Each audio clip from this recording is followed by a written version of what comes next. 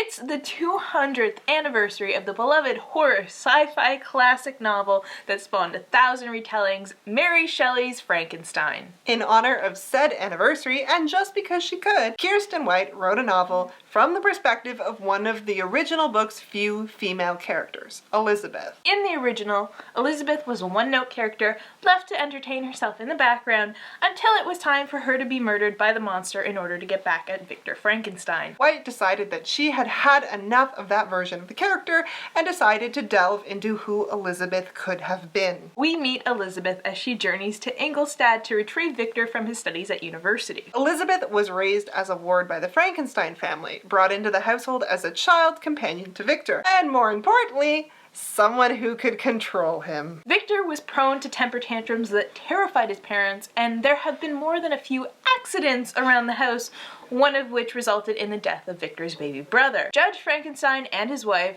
are immensely grateful that Elizabeth provides a calming influence on their son. But now that Victor has left the house, Elizabeth is afraid that she's going to be kicked out because she's no longer useful to the family. So Elizabeth drags her friend Justine out of the remote manor to hunt down Victor and bring him back home. But Elizabeth quickly discovers that Victor's work pushes the bounds of science and flouts natural laws. She learns that he's been trying to bring the dead back to life and starts to cover for him, afraid that the world will judge him as crazy. But Dr. Frankenstein has already raised the monster and Elizabeth is being haunted by it, and little by little the monster is closing in on her. Elizabeth is anything but your typical YA character. She's in fact a very unreliable narrator. You see, Elizabeth was abused and neglected in the hovel she lived in before the Frankensteins took her in, so she vows that she will do everything in her power to keep herself from going back to being poor and powerless. So Elizabeth made herself indispensable to the family by molding herself into exactly who they needed her to be. To Judge Frankenstein and his wife,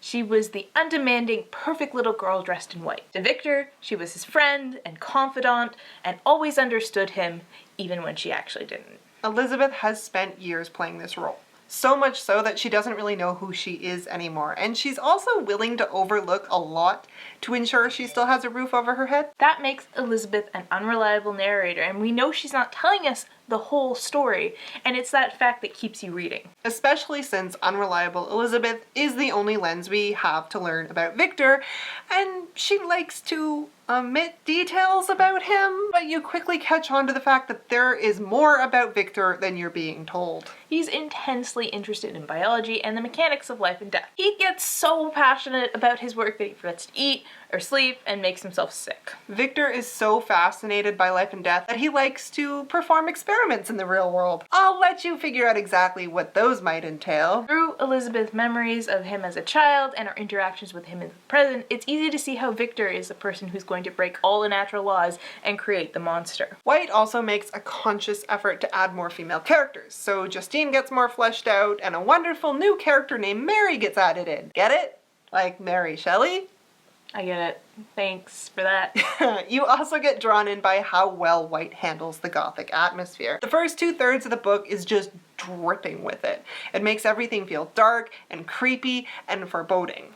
It exactly matches the tone of the original Frankenstein, and it's a treat to watch Elizabeth wander through this dark and haunted world. The last third of the book shifts in tone, and that's where the book goes from great to excellent. It's full of plot twists and danger and a conclusion that you won't see coming. Not everyone has read the original Frankenstein. It is public domain, so you can easily find free copies online, or you can easily buy a cheap copy. But if you haven't read it, don't worry about it.